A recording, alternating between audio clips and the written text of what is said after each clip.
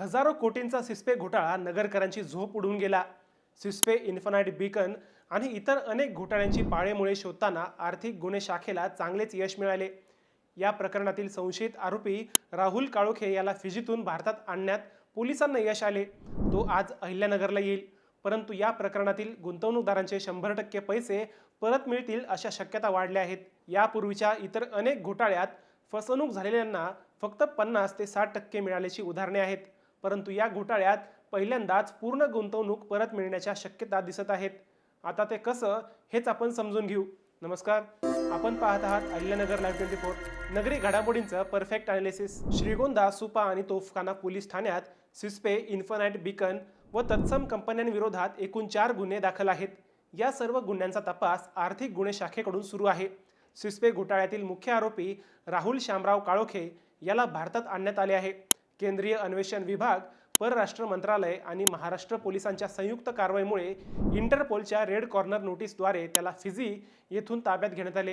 गुरुवारी 30 जुलैला त्याला भारतात आणण्यात आले. या गुन्ह्यात गुन्हे शाखेने तब्बल 114 कोटी 93 लाखांच्या मालमत्तेच्या जप्तीचा प्रस्ताव राज्य शासनाला पाठवण्यात आला होता.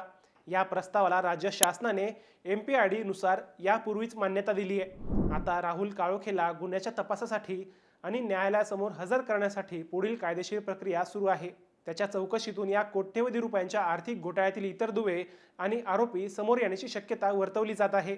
राहुल काळोखे याच्या अटकेमुळे गुंतवणूकदारांना त्यांचे पैसे परत मिळण्याची कायदेशीर आशा निर्माण झाली आहे. गुंतवणूकदारांचे पैसे परत मिळवून देण्यासाठी प्रशासनाने आणि तपास यंत्रणांनी MPID कायद्याअंतर्गत ठोस पावले उचलण्यास सुरुवात केली आहे. MPID कायद्यानुसार 114 कोटी 93 लाख रुपयांची मालमत्ता व रोकड सध्या न्यायालयाच्या देखरेखीखाली आहे. न्यायालयाच्या मंजुरीनंतर जप्त केलेल्या मालमत्तांचा लिलाव होईल. या लिलावातून आलेली रक्कम आणि गोठवलेल्या बँक खात्यांमधील पैसे न्यायालयाच्या आदेशानुसार फसवणूक झालेल्या गुंतवणूकदारांना त्यांच्या गुंतवणुकीच्या प्रमाणात परत केले जातील.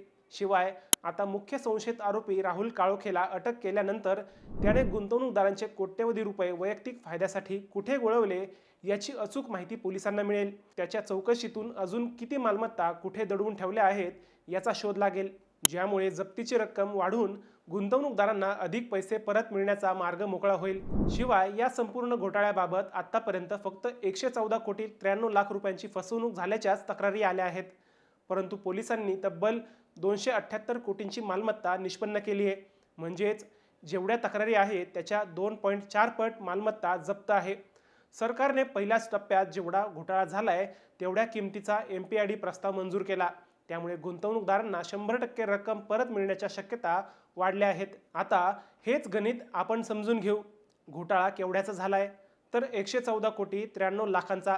जप्त केलेली मालमत्ता किती तर 278 कोटी. म्हणजेच घोटाळ्याच्या 2.4 पट मालमत्ता सध्या जप्त करण्यात आली आहे. त्यात तब्बल 2000 बँक खाती गोठवण्यात आली आहेत. तसेच स्थावर व जंगम मालमत्ताही जप्त करण्यात आली आहे. आता गोठवण्यात आलेली रोकड किती आहे तर 113 कोटी 38 लाख रुपये. स्थावर मालमत्ता किती आहे तर 1 कोटी 55 लाख रुपये. त्यात फ्लॅट, प्लॉट, जमिनी आणि दुकाने आहेत. शिवाय पोलिसांनी 163 कोटींच्या मालमत्तेसाठी दुसरा पुरवणी प्रस्तावही शासनाकडे पाठवला आहे. आता गुंतवणूकदारांना 100% रक्कम का मिळेल ते समजून घेऊ. इतर घोटाळ्यांमध्ये सहसा घोटाळ्याची रक्कम मोठी असते आणि मालमत्ता खूप कमी असते. परंतु या प्रकरणात घोटाळ्याच्या रकमेइतका निधी बँक खात्यांमध्ये आणि मालमत्तेच्या रूपात पहिल्या टप्प्यातच कायदेशीररित्या जप्त झाला आहे. त्यामुळे जर न्यायालयाच्या प्रक्रियेत ही जप्त केलेली रक्कम योग्य पद्धतीने सिद्ध झाली तर गुंतवणूकदारांना त्यांची मूळ मुद्दल रक्कम पूर्ण किंवा मोठ्या प्रमाणात परत मिळण्याची शक्यता अत्यंत बळकट आहे. आता मुख्य सूत्रधार राहुल काळोखे याच्या अटकेमुळे या जप्त मालमत्तांमध्ये आणखी वाढ होण्याची शक्यता वर्तवली जात आहे. मित्रांनो, तुम्हाला हा विषय कसा वाटला हे आम्हाला कमेंट करून नक्की कळवा. शिवाय व्हिडिओ आवडला असेल तर चॅनलला सबस्क्राईब करून व्हिडिओला लाईक करायला विसरू नका. पुन्हा भेटूयात नव्या विषयावर. तोपर्यंत सप्रेम नमस्कार.